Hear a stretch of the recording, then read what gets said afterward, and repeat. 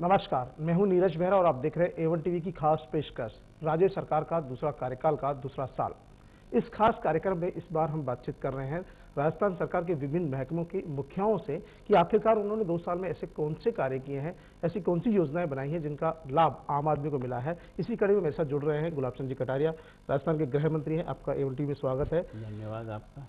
वैसे ऐसी कौन सी योजनाएं क्योंकि आपने बनाई है, क्योंकि दूसरी बार आप गृह मंत्री हैं, पहले भी आप गृह मंत्री रहे हैं, उससे पहले भी भैरव सिंह जी के शासन में मंत्री रहे हैं और आप भाजपा के वरिष्ठ नेता हैं। इन पिछले 2 साल में ऐसे कौन से योजनाएं लाए हैं जिससे पुलिस महकमे में तो विश्वास बढ़ाओ और आम जनता में पुलिस के प्रति विश्वास बढ़ाओ? 2-3 काम हमने किए। एक तो यह है कि प्रत्येक थाने को हमने ग्रेडिंग में लाने का प्रयास किया है कि उसकी जो थाने की महीने भर की जो वर्किंग होती है उसके आधार पर उसको नंबरिंग करते हैं और उसके आधार पर वो कहाँ स्टैंड कर रहा है उसको स्वयं को भी देते हैं कि तुम्हारा थाना यहाँ स्टैंड कर रहा है जी। इसी तरह से जिले की भी रेटिंग करते हैं और रेंज की भी रेटिंग करते हैं। तो इससे एक तो आपस में कंपटीशन हुआ है काम के बारे में, अच्छाई के बारे में, तो उससे काम में एक तरह से गुणवत्ता की तरह से सुधार आया है। एक तो क्या है कि ये पहला साल है जिसमें क्राइम घटा है। अब तक सामान्यतः क्राइम बढ़ता है, घटता कभी नहीं है, पर ये पहले साल में घटा है ना। आईपीसी में -5 हुआ है, महिला में -9 हुआ है, शेड्यूल कास्ट शेड्यूल -14 हुआ है। रिकवरी परसेंटेज 54 और 56 के आसपास है, जो हमारा 42-44 के बीच चल रहा था, उसमें से बढ़ा है। एक दूसरा क्या है कि हमने हमारे पुलिस को एक तरह से जो चीज़ उसे चाहिए वो देने का प्रयास किया। एक तो पदोन्नति का काम हमने 100%, मैं सोचता हूँ मार्च तक राजस्थान की किसी पुलिस डिपार्टमेंट की कोई पदोन्नति पेंडिंग नहीं होगी। जो हमने भर्ती की है उनका भी ट्रेनिंग हुआ, लेकिन 5000 से अधिक लोग जो सेलेक्ट हैं पिछले 1-1.5 साल थे, लेकिन उन्हें हम काम पे नहीं लगा पाए क्योंकि ट्रेनिंग की व्यवस्था नहीं थी। पहली बार राजस्थान में हमने राजस्थान की सीमा के बाहर भी जो ट्रेनिंग सेंटर हैं अन्य राज्यों के या अन्य डिपार्टमेंट के, उनका उपयोग करते हुए हमारे सारे बच्चों को हमने दिसंबर के एंड तक हमें ट्रेनिंग में भेज देंगे। तो जो बच्चे एक लंबे समय से इंतजार कर रहे थे उनको हम ट्रेनिंग की तरह से एक तरह से लगा देंगे। मैं ये कह रहा हूँ कि पहली बार मैंने स्वयं ने प्रत्येक जिले तक जाकर के प्रत्येक थाने की क्राइम को मॉनिटरिंग की है और जो अच्छे थाने हैं उनको अप्रिसिएशन दिया और जिनकी कमज़ोर है उनको हिदायत दे करके काम को बढ़ाया। यानी प्रति महीने में जो है PHQ में संपूर्ण सारे अधिकारियों को बिठा करके ADJ तक के लोगों को मैंने एक रेंज दे करके उनकी मॉनिटरिंग करने का प्रयास किया है। तो उसके कारण से भी एक तरह से सुधार है। क्राइम घटा ही नहीं है, तो जो क्राइम का जो एक तरह से जो हमको उनको पकड़ना है, लगभग ऐसा कोई संगीन केस नहीं है राजस्थान का जिसको हम खोलने में सफल नहीं हुए। 90% केस जितने भी राजस्थान के विभिन्न हिस्सों में वो खोला है। हमने जो पहली बार ये प्रयत्न किया है कि स्टेट लेवल पर एक ही दिन नाकाबंदी जब हम करते हैं तो उसमें कई अभियुक्त पकड़े गए और उन अभियुक्तों के माध्यम से हमें कई वारदातें खोलने में सफलता मिली है। और ये पहली बार मैं सोचता हूँ राजस्थान के इतिहास में होगा कि राजस्थान की पुलिस ने हरियाणा में जाकर के दबिश दी 200-250 पुलिस को ले जा करके, और वहाँ के भी 600 पुलिस को लेकर के ऐसा एक खूंखार अपराधी को हमने पकड़ा और इसने नेशनल हाईवे 8 पे जितनी रॉबरी हुई है वो सारी की सारी केस उसमें से किया है। ये वाकई में पुलिस महकमे के लिए ऐसा है कि हमने कोशिश की है हर दृष्टि से पुलिस को वेल इक्विप करने की दृष्टि से। मैं सोचता हूं कि लेकिन वैसे इसके बावजूद बार बार विपक्ष का ये आरोप होता है कि महिलाएं सुरक्षित नहीं है, रेप की घटनाएं बढ़ रही है और चैन तोड़ने की घटनाएं बढ़ रही है। तो कहीं ना कहीं लगता है ये सिर्फ आरोप है, क्योंकि जबकि आप कह रहे हैं आंकड़ों में ये सब चीज़ घटी है। आरोप नहीं है, घटनाएं निश्चित रूप से कभी न कभी कोई न कोई घटना होती है। ऐसा अगर मैं दावा कर दूंगा कोई घटना हो ही नहीं रही तो ये तो एक अभिमान होगा। आंकड़ों में कमी, मैं सोचता हूं कि अपराध की संख्या में कमी हुई लेकिन अपराध हो रहे हैं, और अपराध जो हो रहे हैं उसमें अपराधी तक पहुंचने में हमको सफलता मिल रही है। अगर कांग्रेस के बंधु चाहें तो मैं इसके लिए तैयार हूं। वो सार्वजनिक किसी भी टीवी के ऊपर या कहीं भी आकर के बहस करें तो मैं उनके हर सवाल का जवाब देने को तैयार हूं। मैं सोचता हूं कि मैंने ठेठ नीचे के स्तर तक जाकर जनप्रतिनिधियों के साथ मिलकर मेरे अधिकारियों के साथ बार बार बातचीत करके और मैंने अपने इस व्यवस्था को पुख्ता बनाने का कोशिश किया। हमने कई प्रकार के साइबर क्राइम के माध्यम से भी ऐसे संगीन केस खोलने में हम सफल हुए हैं और आईटी के स्टूडेंट को भी जो बाहर के हैं उनको बुला करके भी उनका सहयोग लिया है। लेकिन जो मैंने साइबर थाना एक ही है और लगता है उसमें बहुत ज़्यादा भार पड़ रहा है, ऐसे में लगता है आने वाले समय में क्या आपकी प्लानिंग है कि साइबर थानों की संख्या और बढ़ाई जाए, क्योंकि अपराधी साइबर क्राइम ज़्यादा करने लगे? निश्चित रूप से अब की बार हम बजट में जाएंगे, प्रत्येक संभाग लेवल पर मुझे कोई साइबर की एक बेस्ट टीम आईटी स्टूडेंट मिले ताकि उनके आधार से मैं क्राइम खोलने में सफल हूँ और उस यूनिट का जहाँ मुझे उपयोग हो वहाँ उसको भेज करके उसका सहयोग लेकर के क्राइम को खोलने में हम करें। तो कोशिश करें कि संभाग के 7 केंद्र हैं, 7 पर इस तरह से बने और प्रत्येक जिले में भी जो अच्छे स्टूडेंट हैं, जो हमारे कांस्टेबल होंगे, एएसआई होंगे, जो कैलिबर वाले हैं, उनको बुला करके साइबर क्राइम की दृष्टि से ट्रेनिंग करा करके उनको भी इतना इक्विप्ड करने का प्रयास करें कि छोटे मोटे काम वो अपने लेवल पर ही कर दें। तो आजकल जितने अपराध खुल रहे हैं वो सारे के सारे एक तरह से आज की ये जो नई टेक्निक है साइबर की, इसके आधार पर हमको अपराधी तक पहुंचने में सुविधा मिल रही है। और दूसरा सीसीटीवी कैमरे भी हमने मैक्सिमम स्थानों पर कुछ जन सहयोग से, कुछ विधायकों से, कुछ और एजेंसियों से लेकर के हमने लगाए हैं और हमने प्राइवेट लोगों से भी आग्रह किया कि वो भी अपने घरों पर और अपने दुकान पर कैमरे लगाएं, जिसके कारण से कोई घटना घट जाती है तो उस तक पहुंचने में हमको सुविधा मिलती है। और सीकर का जो रैप खुला है वो एक तरह से उसी तरह से खुला है और कई अपराधी तक जो हम पहुंचे हैं इन कैमरों के माध्यम से भी पहुंचे हैं। तो मैं इस तरह से प्रयास कर रहे हैं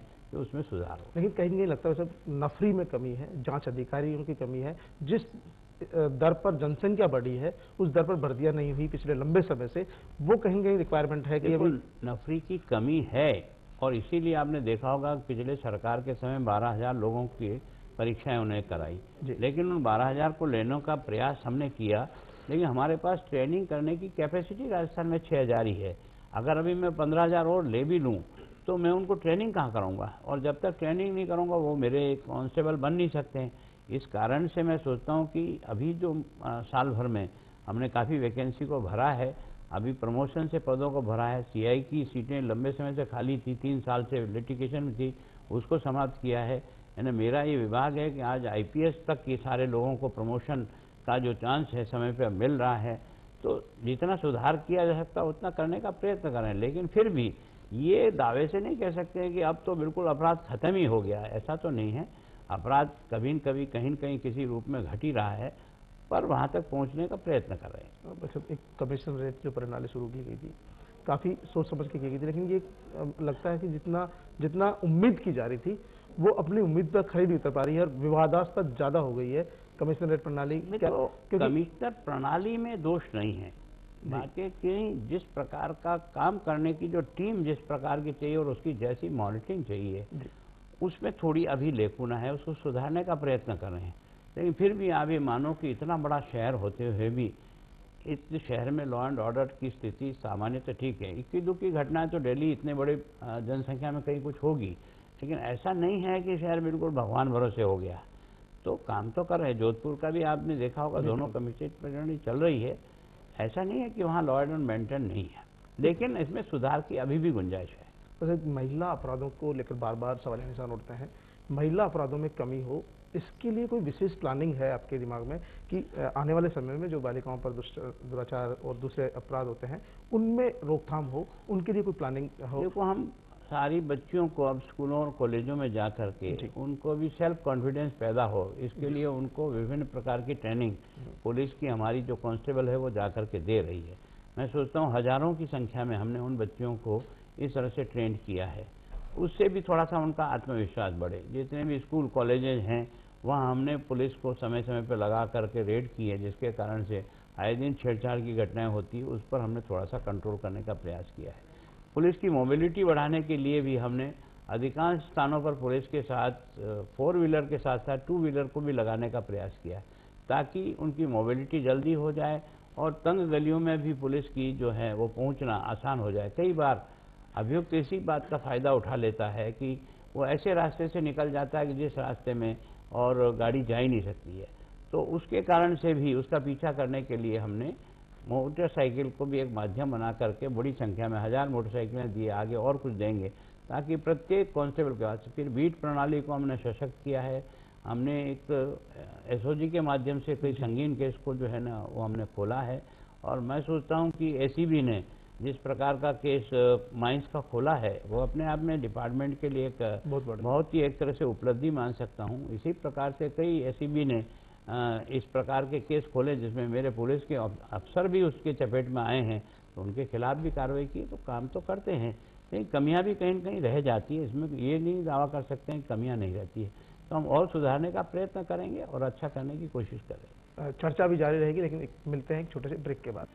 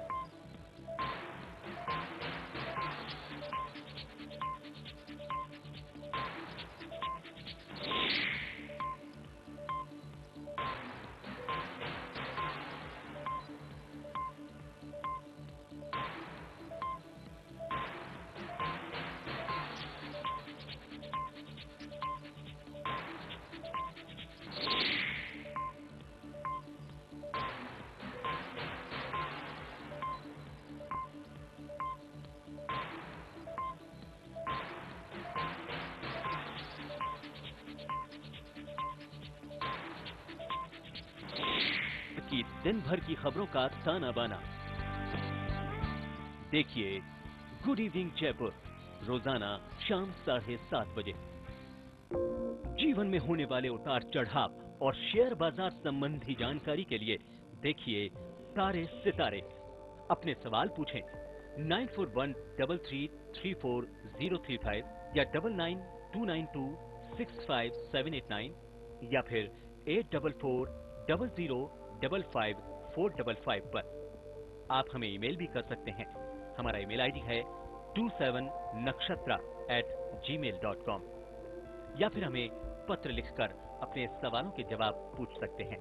हमारा पता है तारे सितारे A1 TV 13 मोतीलाल अटल रोड MI रोड जयपुर 302001। देखिए तारे सितारे रोजाना सुबह 5:30 बजे और सुबह 8:30 बजे।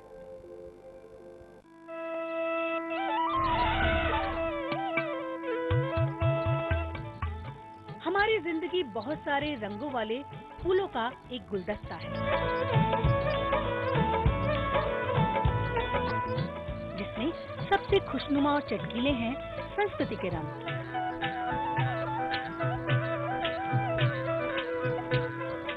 इन्हीं रंगों को आपके सामने पेश करेगा रंग रंगीला राजस्थान, हर रविवार दोपहर 12:30 बजे और पुनः प्रसारण शाम 7 बजे। कैसा रहेगा आपका ये सप्ताह? क्या है इस बार का सौभाग्य मंत्र? किस्मत बदल सकता है दिव्य वास्तु प्रयोग, और क्या है ज्योतिष का नजरिया? देखिए हमारा साप्ताहिक कार्यक्रम ग्रहों की माया, रविवार सुबह 11:30 बजे और दोपहर 4:30 बजे। क्रिकेट के मैदान से लेकर फुटबॉल के हर गोल तक, टेनिस के शॉट से लेकर बास्केट की बॉल तक, A1 TV आपको दिखाएगा खेल के मैदानों की हर खबर। खेल खेल में सोमवार से शुक्रवार शाम 5:30 बजे।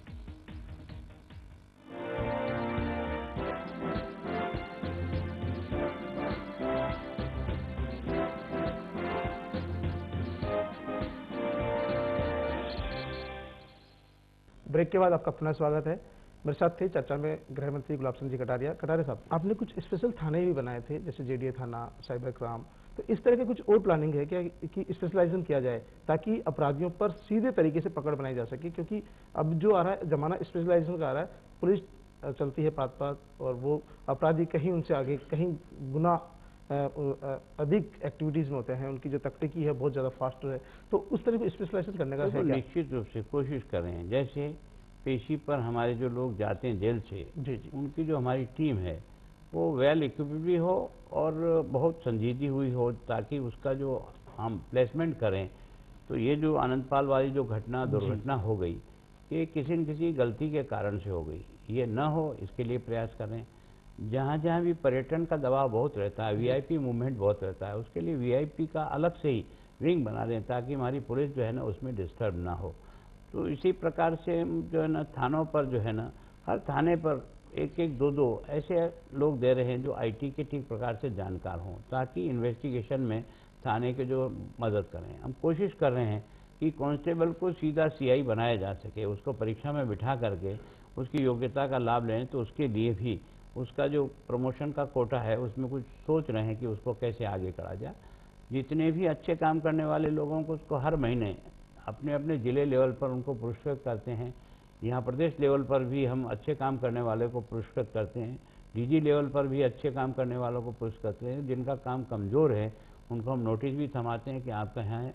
और एक जो हमारा जो सामान है, जो करोड़ों रुपए की तादाद में जो डंप होकर के पड़ा है, उसका जो डिस्पोज ऑफ समय पे होना चाहिए वो कई बार नहीं हो पा रहा है, और इसके कारण से लाखों रुपए की संपत्तियां कोड़ियां हो रही है। हम बराबर अभियान चला करके उसको कम करने का प्रयास करें, ताकि लोगों का उसका उपयोग हो। मंत्री जी, सबसे बड़ी बात यह है कि जो जेलें हैं वो आजकल अपराधियों के लिए बिल्कुल सुरक्षित अपराध केंद्र बनते जा रहे हैं। फोन का उपयोग लगातार उनमें बढ़ता जा रहा है।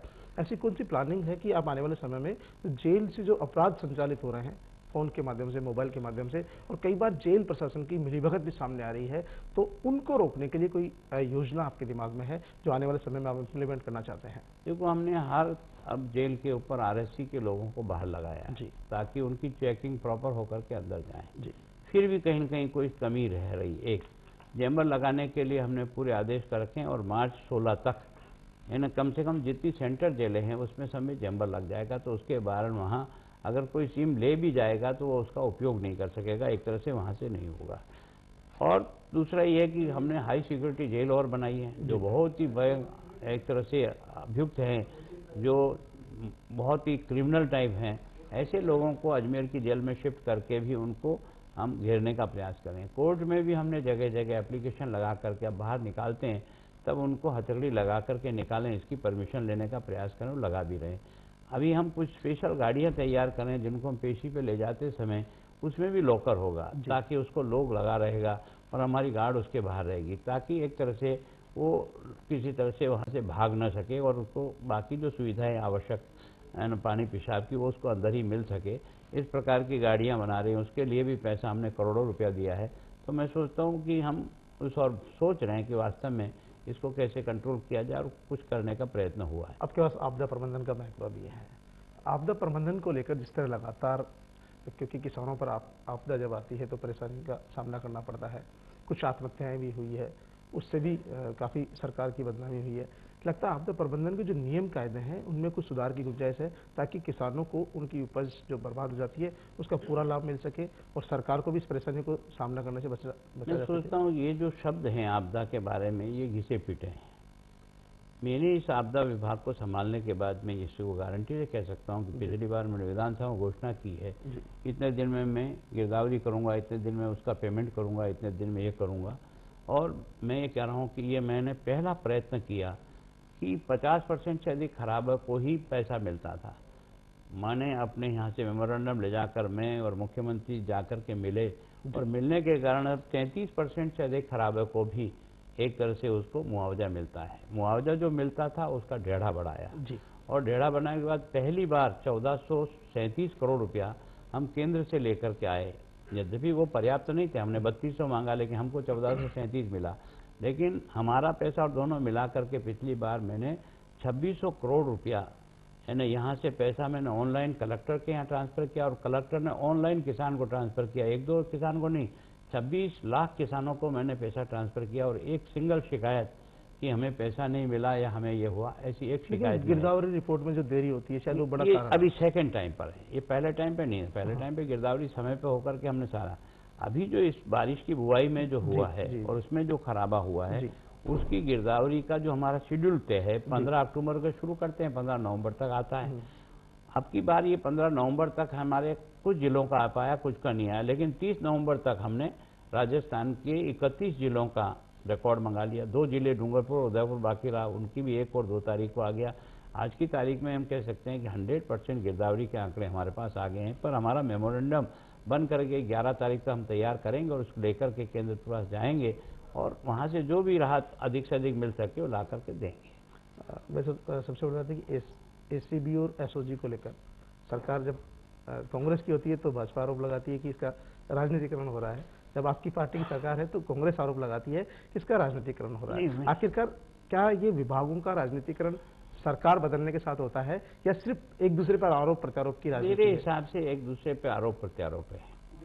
अगर कोई किसी के ऊपर किसी प्रकार का आरोप लगता है तो वो अपने तर्कों से और अपने नियमों के तहत उसमें राहत लेने को, मेरे पे एक तरह से सोहराबुद्दीन का केस दर्ज हुआ, मैंने कोर्ट के द्वारा लड़कर के उसका निस्तारण किया ना, तो इसी तरह से केस लगना नहीं लगना ही नहीं है। मैं सोचता हूँ कि जांच होगी, जांच होकर के जो निर्दोष होंगे उनके पास अगर आधार होगा तो एक भी केस ऐसा बता दें जो हमने इंटेंशनली किसी के ऊपर बनाया हो, वो तो उनके द्वारा किए हुए कामों के आधार पर ही लोगों ने अगर उसकी शिकायत की है तो जांच तो होगी। जांच में अगर वो दोषी पाए गए, अगर आज की तारीख में आपने देखा कि संधू साहब आज भी भागे हुए हैं और उसी केस में हमारे आरएएस अधिकारी जेल में पड़े हैं, तो कुछ तो सच्चाई है इसके कारण से हुआ ना सिंगल पट्टे का। अब उसमें मंत्री रहने के कारण से उनका कितना दोष है नहीं, अभी तो देख रहे हैं। जब तक पूरे तथ्य नहीं मिलेंगे हम उनके खिलाफ किसी प्रकार की कोई कार्रवाई नहीं की तो फिर कैसे कहते हैं कि हम कोई बदले की भावना से करते हैं। ये एक संदेह मात्र है। मैं उनको आश्वस्त करता हूं कि मेरे रहते हुए कोई बदले की भावना से किसी के खिलाफ कोई कार्रवाई नहीं होगी। राजस्थान की कई जिले हैं जिनकी सीमाएं हैं पाकिस्तान से अटैच है, पाकिस्तान से घुसपैठियों की लगातार सूचनाएं आती रहती है। कोई प्लानिंग है कि उसकी जो सीमा में तारबंदी है या कुछ और सख्ती की जाए ताकि इस तरह की घटनाएं देखो की हुई है। सीमा पर तारबंदी तो मैक्सिमम एरिया में हो गई, लेकिन जहाँ जहाँ भी एंट्री पॉइंट है वहाँ पर और सुरक्षा की दृष्टि से और चौकन्ने रहने की जरूरत है। वैसे तो प्रतिदिन की रिपोर्ट हमारे पास आती है, सीमा की जितनी भी हलचल होती है, जो कुछ भी होता है उसकी रिपोर्ट बराबर हर 15 दिन में हमारे पास आती है, हम उसको देखते हैं। तो सीमा पर जो आवागमन है वो तो नहीं के बराबर रह गया, फिर भी छुटपुट घटनाएं होती है। तो काफ़ी सीमाएं सुरक्षित हुई है कि और बांग्लादेश की सीमा पर अभी भी जितनी तारबंदी होनी चाहिए वो अभी परफेक्टली नहीं हुई, इसलिए बांग्लादेश से आने वाले लोगों का अभी भी हिंदुस्तान में और हमारे राज्य में भी आना जाना। एक नकली नोटों की खेप लगातार राजस्थान में आ रही है, नेपाल के माध्यम से, बांग्लादेश के माध्यम से, इसको रोकने के क्या प्रयास? आपने देखा होगा पिछले 1 साल में नकली नोटों की घटना नहीं के बराबर आ रही है। इसके पहले आपको कोई दिन खाली नहीं जाता था जब नकली नोटों का कोई जखीरा नहीं पकड़ा जाता था। इसका मतलब कुछ कंट्रोल तो हुआ है ना। पिछली बार भी आप गृह मंत्री थे, काफ़ी कुछ आपने सुधार किया था, इस बार भी पुलिस महकमे में काफ़ी कुछ सुधार किए हैं, लेकिन जब पाकिस्तानी हैकर्स के जो मामले बढ़ते जा रहे हैं उसके लिए साइबर में किस तरह की और सुधार की आवश्यकता है? क्योंकि लगातार देखो ये अकेले हमसे नहीं होगा, केंद्र सरकार और हमारे दोनों के संयुक्त प्रयास से ही सीमा के बारे में और सुरक्षा व्यवस्था को मजबूत करने का काम केंद्र और हम दोनों मिलकर के करने का प्रयास करें। और हम केंद्र को भी बराबर समय समय पर अपनी सारी जानकारी देते हैं, उनसे सहयोग लेने का भी प्रयास कर रहे हैं। कुछ आरएसी की नई बटालियन बनाने का हमने प्रयास करें हैं, महाराणा प्रताप के नाम से प्रतापगढ़ में हमने बनाया है। और कुछ अभी आपने देखा होगा पहाड़ी भरतपुर में हमने एक बटालियन बनाने के लिए उसका काम कर रहे हैं। हम केंद्र के गृह मंत्री से नई बटालियन के गठन के लिए स्वीकृति लाने का प्रयास कर रहे हैं। वैसे कई बार कॉलेजों में ऑपरेशन मजनू इस टाइप के अभियान चलाए जाते थे, लेकिन ये अगर रेगुलर प्रोसेस में हो जाए तो शायद ज़्यादा। रेगुलर प्रोसेस के लिए जितना मैन पावर चाहिए उतना मैन पावर हमारे पास अभी हमको कम लगता है। समय समय पर ओकेजनल पे हम करते जरूर हैं, पर लगातार करें इतनी हमारे पास स्ट्रेंथ अभी नहीं। अब दूसरी बार गृह मंत्री हैं, अब 3 साल आपके पास समय बचा है अभी, ऐसे एक कोई ऐसा योजना जिसको आप चाहते हैं कि ये मैं गृह मंत्री रहते, आप पे जनता का सीधा बहुत ज़्यादा भरोसा है कि आप कहते हैं उनके साथ अन्याय नहीं हो सकता, कि ये योजना मैं इम्प्लीमेंट करना चाहता हूँ और ये होनी चाहिए। देखो इम्प्लीमेंट करने के लिए मैं मेरी पुलिस बल का मनोबल बढ़ाने के लिए उसकी आने वाली हर तकलीफ को दूर करना मेरी पहली प्रायोरिटी होगी। जब तक मैं अपने कर्मचारी को उन सब सुविधाओं से नहीं जोड़ सकूंगा जिसकी उसको उम्मीद है, तो पहला उनका काम करना। दूसरा यह है कि जनता को और पुलिस को मिलाने का प्रयत्न करना, क्योंकि दोनों मिलकर के काम करेंगे और इससे सीएलजी को ज़्यादा से ज़्यादा ताकतवर कैसे बने, ये जो हमारी केस ऑफिसर स्कीम है ये कैसे प्रभावी बन करके चले। दूसरा, इन सर्विस ट्रेनिंग इतनी इनकी कितनी मजबूत हो और इनके रहने के जो आवास हैं, जो कमियां हैं वो कैसे दूर हो, और इनकी बच्चों की पढ़ाई के लिए सातों संभाग पर हॉस्टल बने जहाँ हायर एजुकेशन के लिए हमारे पुलिस फोर्स के बच्चे कम खर्चे में रह करके अच्छी एजुकेशन लें, प्रयत्न करें। तो ये थे एवन टीवी की खास चर्चा में राज्य के गृह मंत्री गुलाब चंद कटारिया जी। कटारिया जी, आपका बहुत बहुत आभार एवन टीवी के कार्यक्रम में शामिल होने के लिए। एवन टीवी पर इसी तरह के कार्यक्रम लगातार जारी रहेंगे। ताज़ा खबरों के लिए देखते रहिए एवन टीवी।